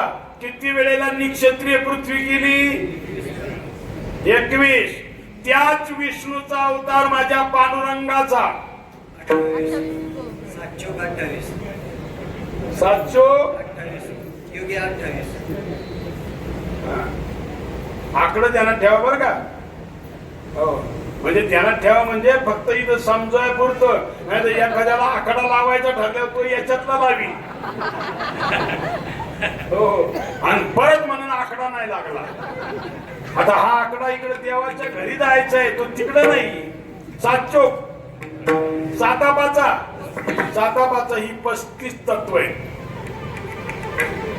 35 तत्व. आपल्या जगण्याची 7 वार पृथ्वी, आप, तेज, वायू आणि आकाश. 7 35. 7 सक ज्याच्यावर ही तत्व तो एक रूप झाला. भगवंताशी आपलंस ज्यानं केलं त्याच्या मातृकुळाच्या 21 पिढ्या आणि पितृकुळाच्या 21 पिढ्यावर भगवंत कृपा करतो आणि त्यांचा उद्धार होतो. 7 हा 49. हे देवांच्या लाहिनीमध्ये बसलेले श्रीमद भागवतामध्ये वर्णन केलेले 33 कोटी देवांच्या पंक्तीमध्ये तिथीच्या गर्भातून सगळे देव आदितीची मुलं आहेत. पण तिथीची ही 49 मुलं यांना मरुदगण म्हटलेलं आहे आणि ते मरुदगण देवांच्या पंक्तीला नेऊन बसवले. 7 8 56. महाविष्णूचा अवतार सखा माझा ज्ञानेश्वर महाराजांनी हा अंक घेतला. 56 भाष्याचा केला ना. 56 पुढं आता 12 हा 7 8 56. 7 9 63 मध्ये काय? एका बाजूनं 6 आहे, एका बाजूनं 3 आहे आणि दोघांची तोंड कुणी जवळ जवळ नाही. हा तुला जर आता जर विचारलं का रे त्या दिवशी त्या लग्नाला तू दिसला नाही, तुझ्या घराजवळचं जेवण लग्न होतं, सातकरांचंच होतं, तू दिसला नाही, तू म्हणणार आहे त्यांचा ना आपला. हा जर त्यांची जर तोंड बाहेर असतील तर संबंध चांगले आहेत का? तोंड आत आहेत. कोणत्या घरात आहेत? 9व्या घरात आहे. महाराज 9वं घर हे भक्तीचं घर आहे. भक्ती नवविधा भाव शुद्ध वरी अलंकारावरी मुकुटमणी. 6 ही परमात्म्याची अवस्था आहे आणि 3 ही जीवात्म्याची अवस्था आहे. ज्या वेळेला देव पाहावयासी गेलो तेथे देवची होवणी आठेलो. हे भक्तीचं घरे 9. 7 9 7 70 जाग्यावर राहिले पुन्हा. म्हणून त्याच्यातला जो 14 अंक आहे ना भगवान रामाच्या वनवासाचा जो अंक आहे आणि महाराज हा अंक या ठिकाणी मल मासामध्ये धोंड्यामध्ये. आता मी मगाचे धोंड्याचे उदाहरण सांगतो. या महिन्यामध्ये बाकीचं काहीच खरंच करायचं नाही. लग्न करायचं नाही, कोणाचा साखरपुडा करायचा नाही, नवीन घराची वास्तू शांती करायची नाही, हो काही करायचं नाही. मग आपलं नेहमीच आहे ते करायचं आणि नवीन उद्योग काही करायचा नाही. जसा धोंडा करतो तसा ठाईच बैसोळी. आता काय काय करायचं एवढ्या 14 गोष्टी सांगतो तुम्हाला. पद्मपुराणामध्ये त्याचं वर्णन आलेलं आहे. कीर्तन संपवतो. 1 दररोज तुम्ही कधी उठत असाल तरी या महिन्यामध्ये तुम्ही पहाटे उठलं पाहिजे ब्रह्ममुहूर्तावर. ब्रह्ममुहूर्त असतो 4 वाजल्यापासून फक्त आणि फक्त 4:58 हो नीड आहे का? संगीता ध्यानात राहील ना? हा काय म्हणते 2 दिवस तर गेलं का नाही गेलं? झाली का? सूर्योदयाच्या अगोदर रांगोळी झाली? हा मग बरं, धन्यवाद. दररोज काही लोकांचा नियम आहे, आपली नित्याची देवपूजा केली तर एखाद्या माळेचा जप करतात काही लोक बाबा. हो, जर तुम्ही दररोज 1 माळेचा जप करत असाल ना, 1 माळेचा जप करत असाल ना, तर कमीत कमी तसा तर 10 माळेचा केला पाहिजे, दशांश जास्त. महिन्याला नाव काय? अधिक अधिक अधिक. नीट लक्षात घ्या, महिन्याला मागं नाव आहे अधिक. हो, अधिक करायचे सगळं. हो, लक्षात ठेवा. जेवढं नामस्मरण तुम्ही डबल कराल, एक तर 10 माळा केल्या पाहिजे, नाहीतर 5 तरी केल्या पाहिजे. तर नाहीच वेळ मिळाला तर रोज 1 करत असाल तर 2 तरी केल्या पाहिजे. 3, भगवंताचा हा महिना असल्यामुळे सगळ्यांना जमण्यासारखा आहे. गीतेच्या 15वा अध्याय रोज वाचावा, कारण त्या अध्यायाला नावे काय नावे? पुरुषोत्तम नावे त्या अध्यायाला गीतेचा. कारण विष्णू सहस्रनामाला बराच टाइम जाईल. 15 अध्याय फक्त घ्यायचा तेवढा. 4थं कलम आहे, रोज गोमातेची सेवा करावी. कारण भगवान कृष्णाला सगळ्यात जर प्रिय काय असेल तर गोमाता आहे. आणि म्हणून गोमातेला घास द्यावा, तिला चारा टाकावा, तिच्या खाली झाडून घ्यावं, स्वच्छता तिच्या जवळ ठेवावी. हो, अंगावरून तिच्या हात फिरवावा. कुठं जायची गरज नाही बरं का, न लगत ती साय असं लक्षात ठेवा. आणि दररोज आपल्या घरी 1 अतिथी तरी जेव घालावा. म्हणजे रोज जेवढी आपली घरातली माणसं जेवतात ना, रोज घरातली माणसं, त्याच्यापेक्षा 1 तरी माणूस घरात मध्ये पाहुणा म्हणून एखादा येणार नसेल, आला तर नशीब तुमचं, आला तर नशीब तुमचं, पण नसेल तरी एखाद्याला फोन करून बोलवीत जा. हो, एखाद्याला बोलवत चला. आणि समजा रोज तुम्हाला नाही जमलं तर महिना संपेपर्यंत 1 दिवस का होईना, मग डायरेक्ट 33 जीव घाला. हो, भले मिरची भाकरी घाला, दोंडे केले पाहिजे, आंब मागे आंबा रस केला पाहिजे. या सोंगामध्ये नाही राहायचं महाराज, कारण त्याच्यामध्ये देव पितर आपले देवांसकट सगळे 33 जीव घालायचे. 33 वस्तू दान करा. पण बऱ्याच बायांनी वस्तू नाही घेतल्या, 33 अनारशी घेतात आणि ती दान करतात. बरं महाराज, या हुशार आहेत, जी दान द्यायच्यात ना ती अनारशी वारकली करतात आणि घरी खायच्या ती काही करा, पण 33 द्या. रोज 1 दिवा वाढवायचा. लक्षात ठेवा, 1 दिवा. देवाचा तुम्ही 1 दिवा लावता की नाही? 1 पंक्ती लावता ना, मग दुसऱ्या दिवशी 2 लावायच्या, तिसऱ्या दिवशी 3 लावायच्या, चौथ्या दिवशी 4 लावायच्या, नंतर 5 लावायच्या. अशा महिन्याभर त्या पंक्ती 1-1 वाढत गेल्या पाहिजेत. आणि ज्याला रोज लावायला जमत नाही, नोकरी धंद्यामुळे जमत नसेल, त्यांनी एकाच दिवसामध्ये सगळ्या लावायच्या. किंवा जर त्याही लावता येत नसतील तर एखाद्या ठिकाणी त्या दिवे सगळे दान करायचे.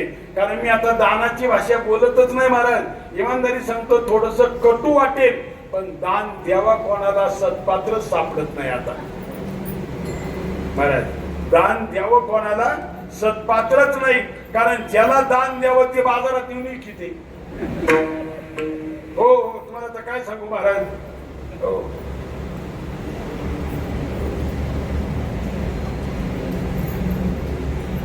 एका तीर्थावर महिन्याभरामध्ये तीर्थावर जाऊन, मग ती गंगा असेल, एखादं कुंड असेल, तिथं जाऊन त्यानं स्नान करावं. आणि एका तीर्थामध्ये 1 दिवसाचा निवास करावा. निवास. हो, नाही सकाळी गाडीने गेला संध्याकाळी परत माघारी आला, तसं नसावं. त्या तीर्थक्षेत्रामध्ये एक निवास केला पाहिजे त्यानं. आणि सगळ्यात जमेची बाजू 10वं कलम आहे त्याच्याकरता कुठे ना कुठे तरी भगवंताची कथा कीर्तन जेवढी जमतील तेवढी ऐकायला मिळतील. एकदा तुम्हाला एक सांगतो, हे भाग्यानं आलं. ही तुकोबारायांनी यांना प्रेरणा दिली. मी कोणाच्याही सगळ्यांच्या नावाची करत नाही, कारण माझी नावं सगळ्यांची पाठ आहेत. पण 4-2 जणांची घेण्यापेक्षा या कार्यक्रमाचं आयोजन ज्यांनी केलं, ज्यांना त्यांनी सहकार्य केलं, ज्याच्यामध्ये ज्यांचं योगदान झालं, ज्यांच्या पैशातून अन्नदान होणार, ज्यांच्या सप्त्यातून सगळी काही ही सेवा होणार आहे, मला हे सगळं तुम्हाला घर बसल्या ज्यांनी प्राप्त करून दिलं त्यांना भगवंताची कृपा प्राप्त होईल याच्यात नवल नाही. त्यांच्या सगळ्यांकरता एकदा जोरदार टाळी वाजवायची, कारण हे सगळं तुम्हाला अनायासे यांनी आणून दिलेलं आहे इथं सगळं.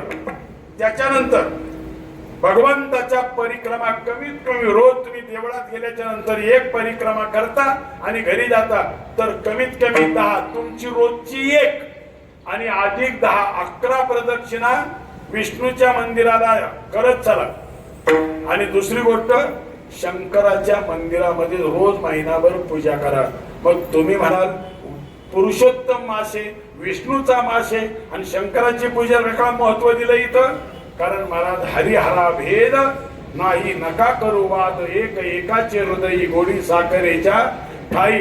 कारण ज्या हरीला भगवान शंकर प्रिय आहे आणि म्हणून लंकेवर चढाई करताना त्या बाबांनी अगोदर काय केलं, रामेश्वराची स्थापना केली, पूजा केली आणि त्याचा आशीर्वाद घेतला. तेव्हा जीवनामध्ये राम सुद्धा यशस्वी झाले. आणि म्हणून महाराज राम सुद्धा त्या लक्ष्मणाला शुद्धीवर आणू शकले नाहीत. त्या लक्ष्मणाला शुद्धीवर आणायचं काम माझ्या भगवान शंकरानं हनुमंताच्या रूपानं केलं. हो, हे सगळं रामायण सांगत बसत नाही तुम्हाला. आणि म्हणून तुळशीला प्रदक्षिणा मारत चला महिलांनो, रोज तुळशीला. आणि तुम्हाला एक सांगू, आता बऱ्याच महिला मी पाहत असतो आयुष्यात जेवढं तुम्ही पाणी घातलं असेल ना तेवढं पाणी तुमचं वाया गेलं. पाण्याचा गडू धरताना या महिला काय करतात माहितीये का? गडू आहे की ते नाही गडू, तो गडू असा काठाला धरतात असा, आणि हे जे बोट आहे ना, हे बोट आतून असतं त्यांचं. महिलांना बरोबर ना? नाही बघा बरं, नसल तर नसू द्या, आम्हाला काय घे नाही. पाण्यामध्ये जर बोट बुडालं, लक्षात ठेवा, पाण्यात जर बोट बुडालं तर ते न बुडालेलं बोट देवाच्या पूजेला निषिद्ध असतं, लक्षात ठेवा. आणि म्हणून तो काठाला तांब्या धरत चला. आणि ओतताना असा होता, सरळ असा दोन्ही हातानं होता, सरळ असा न होता. अंगठे सुद्धा लागू नये, कारण अंगठा हे ब्रह्माचं स्थान आहे, लक्षात ठेवा. सरळ ओतून द्यायचा. आणि ओतताना एकदम धार नाही लावायची, थोडं ओतायचं, पुन्हा थोडं ओतायचं, पुन्हा थोडं ओतायचं. रोज तुळशीला पाणी घालताना लक्षात ठेवा, तुम्हाला तांब्याभर पाणी आणून दिलं आणि हात केलं वरून हात ओतल्यावर जमल का? आपण जसं घोट घोट पितो ना तसं त्यांना सुद्धा घोट घोटच पाजायचं असतं. तुळशीला प्रदक्षिणा मारायची, तिच्या खाली साडा सन्मार्जन करायचं, रांगोळी घालायची, तिच्या फांदीवर हळदी कुंकू व्हायचं, बुडखाला व्हायचं, पायावर व्हायल्यासारखं होतंय. आणि म्हणून तुळशीचं अर्चन पुरुषांनी सुद्धा आणि महिलांनी सुद्धा करायचे. शंकराची सुद्धा त्या ठिकाणी पूजा करायची. आणि झाले एवढे मी तुम्हाला सांगितलेले सगळं वस्तू सांगितल्या. आणि आता 14वं काम, 13 झाले, हे 14वं काम. महिनाभरात कोणाची निंदा करायची नाही, कोणाचा द्वेष करायचा नाही, कोणाची चहाडी लावायची नाही, माग कोणाची कुचकुचही करायची नाही, कोणाबद्दल वाईट सुद्धा मनात येऊ द्यायचं नाही. जरी तुम्ही वरचे 13 प्रयोग केले आणि हा 14वा जर तुम्ही पाळला नाही तर वरचे 13 फुकट जाणार आहेत. आणि दुसरं कारण, तुम्ही ते 13 करून जेवढं पुण्य तुम्ही कमवणार, तुम्ही ज्याची निंदा नालस्तीन चाहडी करणार ते 13चं पुण्य त्याला जाऊन मिळणार. आणि तुमची पाठी कोरी राहणार. हो जमलं एवढं पथ्य पाळायला. हो नाही तर फुकाटचा चहा पेत बसायचं. पाठी झाले काय गिरण बंद झाली का. हरी हरी पाटील जवान झाल्यासारखे वाटायला लागले. असो विनोदाचा भाग बऱ्याच वर्षांनी भेटली ही मंडळी सगळी. हो सगळ्यांना धन्यवाद देतो. कीर्तन सेवा आपली या ठिकाणी संपेल आणि आता या ठिकाणी विठोबा रखमाई भजन होईल. कारण मी फक्त 10 मिनिटं पुढे गेलो पण हे 10 मिनिटं तुमच्या करता गेलो माझ्या कीर्तनाकरता नाही गेलेलो मी. हो लक्षात ठेवा. आणि म्हणून यथामती यथाशक्ती झालेली सेवा. महाराजांनाही धन्यवाद देतो कारण ते अर्धा तास बसणार होते. हो बसले तसे असं झालं ते महाराजजी मोठे महाराजजी आले होते आणि आमच्या उदापूरला शंकराच्या मंदिराचे कलश स्थापना होती. त्यांना आठवतं बा. आणि महाराजजी म्हणले मी फक्त तुमचं सुरू झालं का मी जातो. आणि योगायोग असं झाला जे आमची शंकराचं जे आम्ही नादावलो 2.5 तास कुठे गेले तपास नाही. महाराजांनाही ध्यान नाही ना आम्हालाही ध्यान नाही. 2.5 तास बसलो. ते अजूनही मला म्हणतात ते त्यावेळेला जे शंकराचं वर्णन सांगितलं होतं तेवढं मला तेवढं लिखाण तरी पाठवा. म्हणजे लिहिलेलं काहीच नसतं. म्हणजे तुमच्या सारख्यांच्या आशीर्वादाने जेवढं सुचतं तेवढं बोलतो. बोलविता धनी हो वेगळाचे. आणि म्हणून असं मी प्रयोग करतो थोडासा महाराजांना फोन लावायचा. तोपर्यंत विठोबा रखमाई भजन होईल. आणि भजन झाल्याच्या नंतर आता चाल घ्यायचीच का नाही घ्यायची 2 मिनिटात. आता एवढ्या मोठ्या सप्ताहात एवढी मोठी लांबून मंडळी येतील. परंतु माझी तुम्हाला सगळ्यांना विनंती आहे महाराज हा पहिला दिवस आहे. पहिला दिवस आहे. हे इकडे टाळ करेन की ही बघा इकडे बसायची व्यवस्था करा. उद्या एवढी जागा बसायला तुम्हाला पुरणार नाहीये. लक्षात ठेवा. हे इकडची जागा तुम्ही इकडची वाढवा. इकडून टाळकरी इकडे करा. आणि हे बघा फार टाळकरी उभे राहिले म्हणजे फार मोठं नाव मिळवणारे आपल्याला अशा प्रकार नाही. हो काटकर महाराज लक्षात ठेवा. हो जाऊ द्या. अख्ख्या कार्यक्रमात कार्याचं कीर्तन ज्या बाबाचं आहे ना फक्त त्याच्यात थोडं नावात आडनावात बदल करायचा. हो कार्यक्रम शेवटाला काटकर नेणार पण काटकसर करायची नाही. देणाराचे हात हजारो दुबळी माझी जोड. आपल्याला लागतंय किती महाराज पण एकच काम करा महाराज. थोडस खरं बोलतो मी. मोठाले सत्य करा चांगले सत्य करा पण लोक बोंबलतील असं नका करू. नाही कळलं ना. मागून लोक बोंबलतील असं नका करू. हो समाज पैसा देतो. समाजाच्या समोर हिशोब ठेवा. पैना पैचा हिशोब ठेवा. आपल्या खिशातले गेले असतील त्या पैशाचं पुण्य आपल्या खिशात येणार आहे. त्याचा कुठेही हिशोब इकडे लागता कामाचा नाही. हे प्रेमाची माणसं म्हणून सांगतो. नाहीतर आजची परिस्थिती अशी आहे. परत एक दुसरं मला सांगा तुम्ही लोक म्हणतात महाराज तुम्ही फार वारकऱ्यांच्या मस्तक हे पायावरी महाराज. हे आम्ही पोपटासारखे फक्त बोलतोय साधना तुमच्याकडे आमच्याकडे काहीच नाही. कोऱ्या बाटे. हो आज इमानदारी सांगतो लाखांनी आणि कोटींनी खर्च सत्यांना होतोय महाराज. परिवर्तन किती होते जरा समजून सांगा ना तुम्ही. परिवर्तन किती होते. अरे तेच गायकन तेच वादकन तेच ऐकणारे दुसरं काय नवीन काय त्याच्यामध्ये. हो आता बघा तुम्ही याच्यातला हिशोब करा. आजचा पहिला दिवस आहे. 22 तारखेला शेवटचा दिवस आहे. एक जण नोंद करा कोणीतरी किती जण माळकरी होतात एवढा जरा तपास करा. हो नोंद ठेवा बरं का किती माळकरी होतात तेवढे. हो नाही तर असं नाही मला हिशोब द्यायचा म्हणून 4-500 कराल तुम्ही हे परत दुसऱ्या दिवशी पुढं आखाडा आलाय. हो आधी का बरे ठुतील असा विनोदाचा भाग नाहीये महाराज. आणि म्हणून तुम्हाला खरोखर सगळ्यांना धन्यवाद देतो. आणि ज्या महापुरुषानं जगद्गुरु पर्यंत ज्यांना नेण्याकरता स्वतः भगवंतानं या हो म्हणून तर मला नाव आठवणा मागापासून तुकोबारायांच्या वंशात काल पुरुषोत्तम बाबा मोरे. हो आणि मला मला ही सगळी मंडळी जीवनाचा प्रवास ज्यांनी आपला सगळा त्यागाच्या रथावर केला त्या तुकोबारायांची ही भूमी पदस्पर्शाने पावन झालेली मला इथे फार कीर्तनं मी केलेली आहेत. आदरणीय सातकर दादा असताना मी मगाशी तुम्हाला उत्तर दिले. याच्याकडे पाहिल्याच्या नंतर इथून कधी जाताना मला स्वाभिमान जागा होतो. महाराज, अभिमान नाही, स्वाभिमान जागा होतो. आमच्यामुळे झाले अशातला प्रकार नाही, पण आपलं याच्यात छोटस का होईना योगदान केलं याचा स्वाभिमान वाटतो महाराज. आणि त्यावेळेला आदरणीय दादांच्या सहवासानं मावळ तालुक्यामध्ये बरीचशी जी काही सत्कर्म करण्याचा योग माध्यमातून आला हो, आणि तो आला. त्याच्यानंतर आज प्रामुख्यानं मला या ठिकाणची आठवण होईल ती आदरणीय वैकुंठवासी बबन महाराज भानुसगडे. हो महाराज, कारण आपण ज्या वेळेला इथं असायचं त्यावेळेला त्यांना मी या रस्त्यानं मुंबईला जरी कीर्तनाला चाललेलो असलो ना तरी बबन भाऊला जर कळलं का मी आज इकडे येतोय का महाराज ती इथं बसून राहणार, फोन करणार कुठपर्यंत आले कुठपर्यंत आणणार. ती 4-5 म्हातारी माणसं असायची, माऊली वगैरे ते ज्ञानबा वगैरे हो, आणि मग इथं येणार. किती आग्रह केला तरी थोडासा का होईना पण चहा घ्यायला लावणार. काहीतरी प्रसाद झालेला असला कार्यक्रम तर प्रसाद घ्यायला लावणार, जाणार.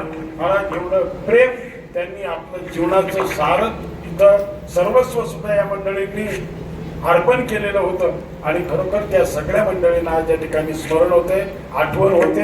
आणि त्यांनीच खऱ्या अर्थानं हा वेद वाढवला आणि त्याला आपण खऱ्या अर्थानं आता या ठिकाणी जपण्याचं काम केलं पाहिजे.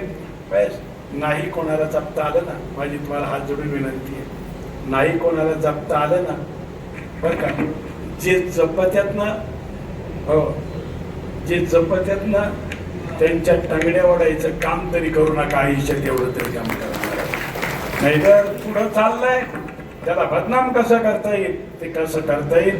आणि म्हणून आदरणीय पुरुषोत्तम महाराजांना मी या ठिकाणी धन्यवाद देईल. तुमचंही दर्शन तुकोबारायांच्या माध्यमातूनच या ठिकाणी आम्हाला झालं असं आम्ही समजतो. आदरणीय आचार्य महाराज शंकराचार्यजी महाराज या ठिकाणी बसले. माझं ओलिली लेकुरे वेडी वाकुडी उत्तरे, आणि म्हणून त्यांनी या ठिकाणी एवढा मोठा वेळ दिला. ज्यांना 2 मिनिटांमध्ये दर्शन घ्यायचं असेल एक खुर्ची ठेवा, माझा ऐका, एक बरं का दर्शन घ्यायला खुर्ची ठेवा आणि ते पीठ आपलं आणून त्या खुर्चीवर ठेवा बरं का. ते जे पीठ आहे ना, पीठ आपलं ते पीठ तिथं तेच आपल्या धर्माचं पीठ आहे महाराज. आणि धर्म रक्षती रक्षित, सगळ्यांनी धर्माचं रक्षण करा महाराज आणि धर्माला पाठिंबा द्या. धर्मासाठी आपण जीवनामध्ये जे काही जे करतो ते जर आपण जर धर्म सांभाळला तर आपल्याला धर्म सांभाळली, नाही तर आपल्याला कोणी वादी राहणार नाही. असो अधिक न बोलता बोलत बोलत गेलो तर मी किती बोलत बसेल. परंतु आपल्या सगळ्यांना धन्यवाद देतो. भरपूर उपस्थिती तुम्ही दाखवली. बाहेर बरीच मंडळी आहेत, पण एक आहे माझी तुम्हाला उद्यापासून विनंती, उद्या माझ्याहीपेक्षा चांगले विचार ऐकायला मिळणारे कीर्तनकार या ठिकाणी येतील. उद्या बरोबर 9 वाजता महिलांना तुम्ही यायचे. तुम्ही उशिरा येतात, इथं जेवणाची व्यवस्था आहे ना हो का, घरून काय आणायचे का, खायची प्यायची, प्यायची म्हणजे पाणी पाणी, नाही बाकीच्या वेळी येतील नाही. विनोदाचा भाग सोडून द्या. झालेली सेवा माऊलीच्या पांडुरंगाच्या तुकोबारायांच्या चरणी समर्पित. आणि उद्याच्या कार्यक्रमांची सूचना मिळेपर्यंत कोणी जागा सोडायची नाही. आणि दुसरी गोष्ट अशी आहे, मी आदरणीय आपल्या सगळ्यांच्या नशिबानं कृपाशीर्वादानं मी महाराजांना आता थोडासा फोन लावायचा प्रयत्न करतो विठोबा रखमाई भजन होईपर्यंत. आणि जर महाराजांचे 2 शब्द आपल्याला अधिक मासात जर ऐकायला मिळाले तर आपण खरोखर भाग्याचे ठरू. आणि या ठिकाणी सगळ्यांनी आता कोणी जागा सोडायची नाही, गडबड गोंधळ कोणी करायचा नाही. विठोबा रखमाई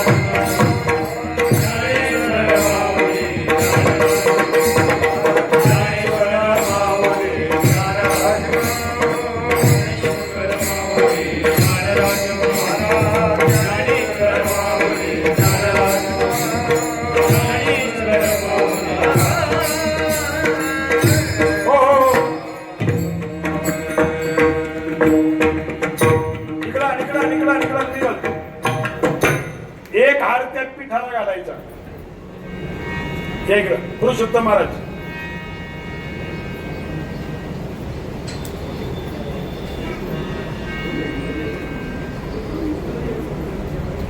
जय विठ्ठल जय विठ्ठल